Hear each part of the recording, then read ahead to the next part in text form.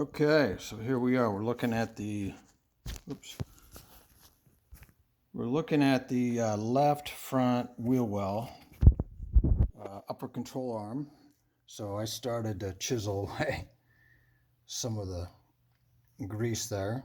Looks all right under there. Nipple in there. It was probably hidden. We'll see if here's the joint rubber. We'll see if it holds up when I put in some new lube. Anyway, new shock. So Nick helped me with the new shock. This upper control arm, there's a bushing right there, which is probably bad. So it'll need to be replaced, which requires some compression of that coil. Beyond my capability, I think. Still have the drum brakes up front. Now, here's the problem side has been this passenger side with rust on the side along the body. And when I was looking at this is a splash guard inside the fender. There's a front and a back one. Let's see the front one. I don't even see it. Anyway, it's shot. So this is the bracket, and then the splash guard is this kind of membrane that goes along the side, and it is critical because it prevents water from splashing up to behind the quarter panel, which is a real issue. Now, there's been problems in here before. So I think there's been some panel work done in here. I think Jimmy told me. So you can see some evidence of rust. It looks like column is okay, I think. And this is the torque box we're looking at right here. I don't know what this thing is. Oh, that's the rocker panel. Anyway, I think some of the water may have been leaking. You know, if it wasn't from the lack of this splash guard, it could have been the gasket. There's the antenna base right there, which I needed to get to anyway. Now, I saw some of this from inside the door. If you open the passenger side door, you can look in and see some of this damage, but I couldn't tell the extent of it.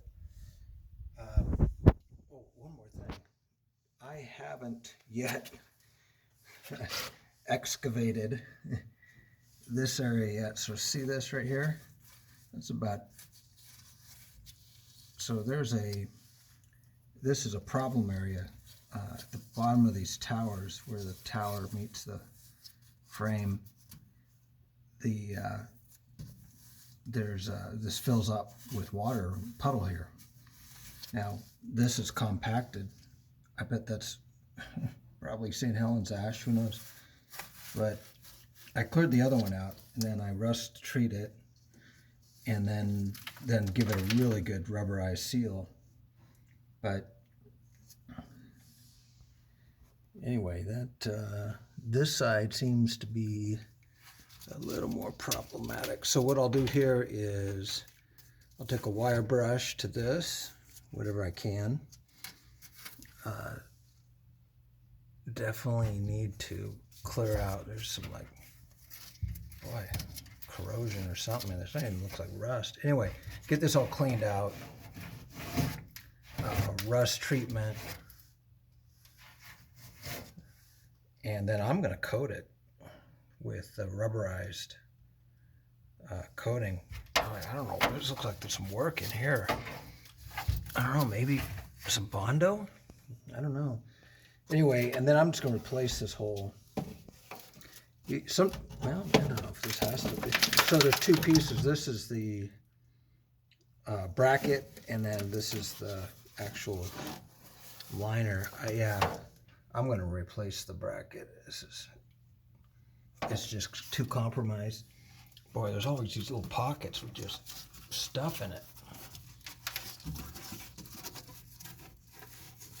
key is to make sure that, you know, where if there is water, well, you don't want water splashing up on the inside of your quarter panel raw, but for the most part, there's no way to waterproof this. You just got to make sure it has a place to flow out.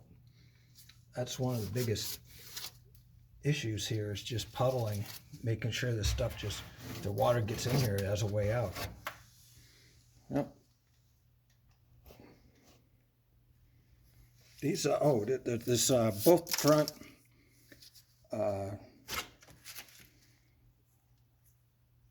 bearings, wheel bearings feel good.